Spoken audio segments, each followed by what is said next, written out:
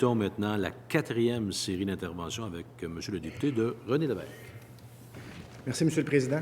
Alors, à mon tour de saluer les distingués collègues du gouvernement ainsi que les gens de la deuxième opposition.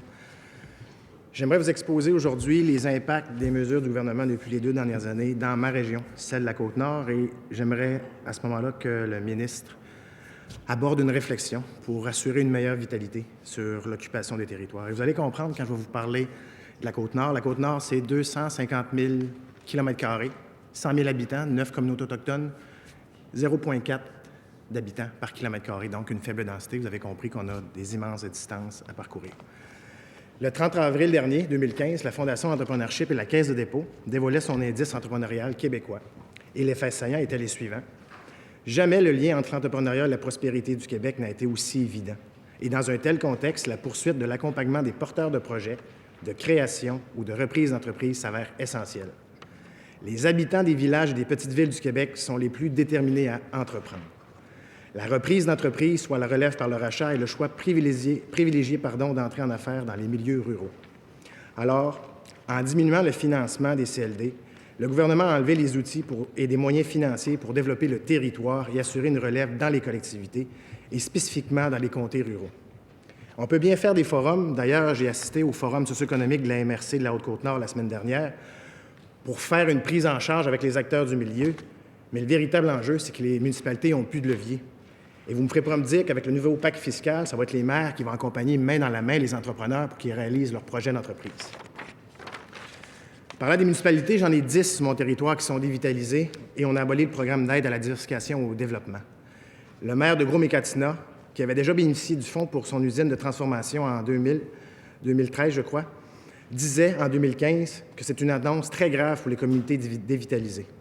Toujours en février 2015, par voie de communiqué, le ministère des Affaires municipales nous promettait une révision des programmes en infrastructure, et je cite, « afin de mieux prendre en considération la réalité des petites municipalités, notamment quant à leur capacité financière ». Croyez-vous qu'aujourd'hui, que les municipalités ont une meilleure capacité financière pour voir leur développement?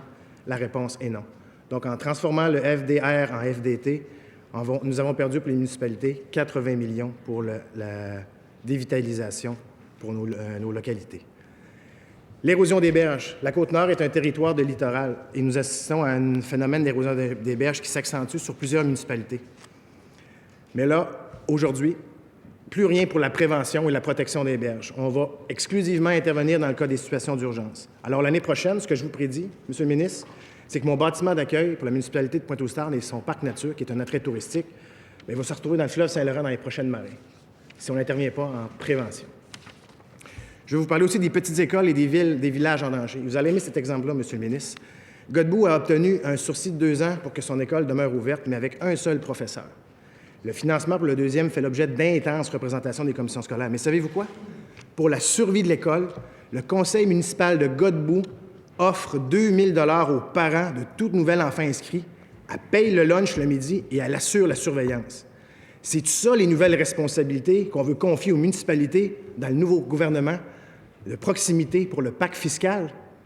CPE, même chose. Nous avons des petits CPE chez nous. C'est des 13 à 15 places. Ils sont clairsemés partout sur le territoire. Ils sont près des besoins.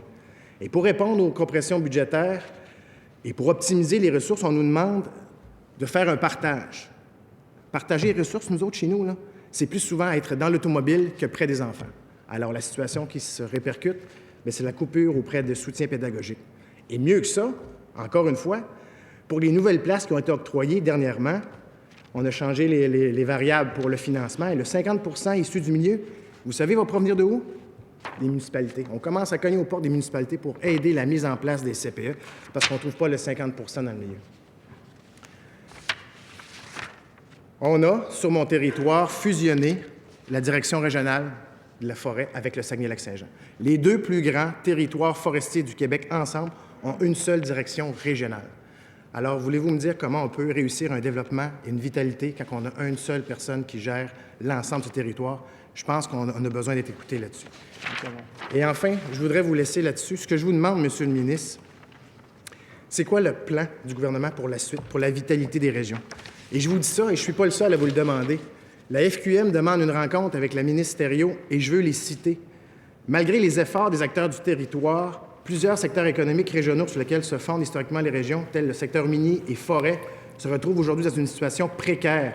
Devant la détérioration importante, les élus municipaux Monsieur le député. demandent à connaître le plan d'action.